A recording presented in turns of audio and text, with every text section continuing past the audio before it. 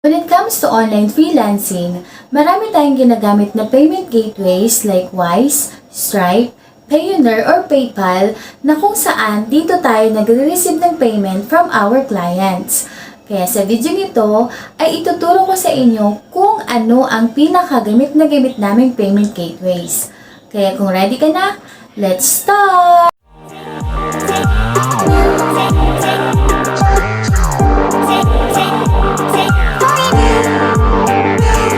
Hi guys! This is Michelle Lai at sa video nito ay ituturo ko sa inyo kung paano gumawa ng PayPal account at kung paano ito fully verified. Kaya kung gusto nyo matuto, panoorin nyo ang video nito hanggang dulo. So, to start the process, punta lang po tayo sa website ni PayPal, which is yung paypal.com, and dyan po sa dashboard, meron dyang slides.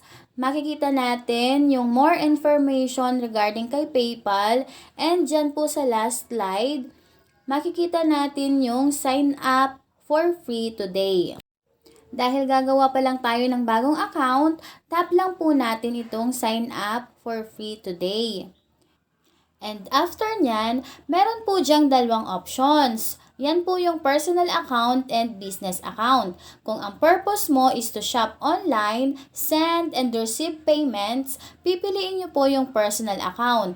And kung business purposes naman po, ay pipiliin po ninyo yung business account. And since dito, ang purpose po natin ay mag-receive ng payment from clients, ang pipiliin ko po ay personal account. Then, itatap ko lang itong next. And dito po sa personal account, meron po tayong pagpipilian, either online shopper, individual seller, or freelancer, both of the above, and I'm not sure.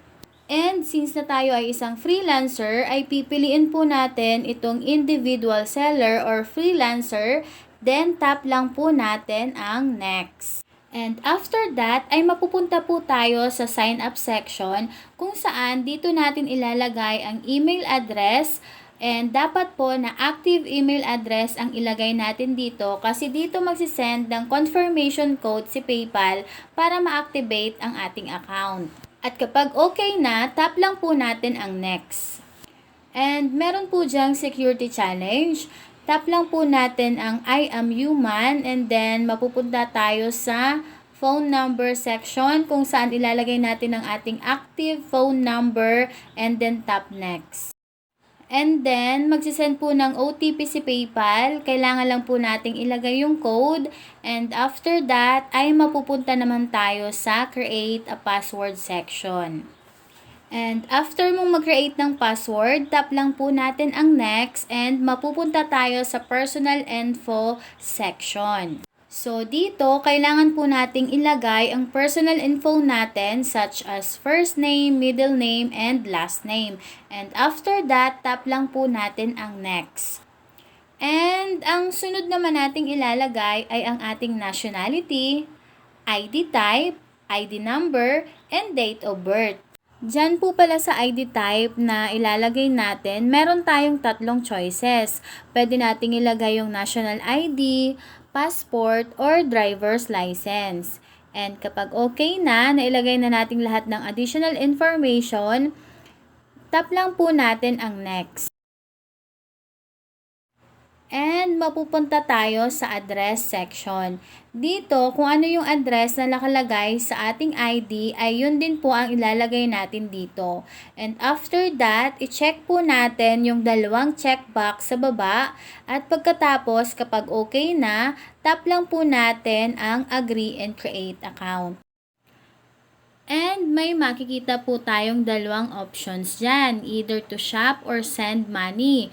Kung wala pa tayong transaction na gagawin, pwede naman po nating itap itong not now sa baba. And then, mapupunta naman po tayo dito sa link a card section.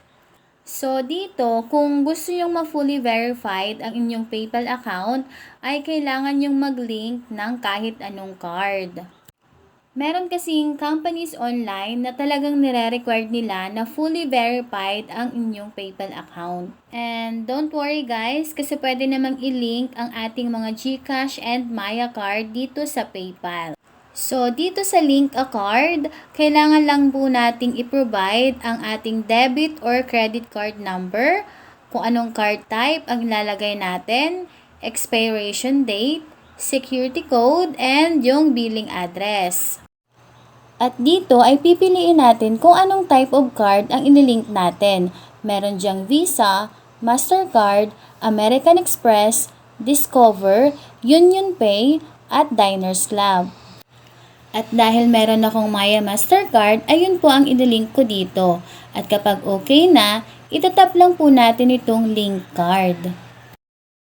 Just make sure lang po na yung card na inilink po natin ay meron pong balance. Yun po ay para sa verification fee, pero irerepad naman po yun ni PayPal sa'yo. And tap nyo lang po itong done. So, dyan nga po ay makikita nyo yung confirm your card. Tap nyo lang po yan, and then tap nyo po yung get a code. At pagkatapos, sabi dito, a code is on its way. So, sa akin, dahil Maya yung ginamit ko, chinek ko yung application ko, and then nakita ko na nandun na yung code. Tap lang po natin itong done, and then tap po natin itong enter the code to confirm your card. Gaya nga po ng sinabi ko kanina, meron pong verification fee si PayPal na ibabawa sa ating card. So dito, dahil Maya yung ginamit ko, ay 100 pesos lang po yung verification fee nila. So dito guys, para makita natin yung code na sinend sa atin ni PayPal, open lang po natin yung ating app. So sa akin, Maya app yung ginamit ko. Kaso, wala akong na-record. Kinuha ko lang yung code na nandun sa message. Then, nilagay ko lang dito sa 4-digit code. And then, itatap lang natin yung confirm. And then, tap done. And, ayan, nailink na po natin ang ating card. So, para ma-check natin, punta tayo sa ating dashboard. Tap natin yung wallet. And, check natin kung andyan na yung ating Mastercard. Ayun na po, okay na po siya, nakalink na sa ating PayPal account. So, ayun lang po guys. Sana nakatulong ang video nito at nagkaroon kayo ng idea sa paggagawa ng PayPal account at sa pag-verify nito. And sana, supportahan nyo ang video nito by subscribing to my channel. Bye!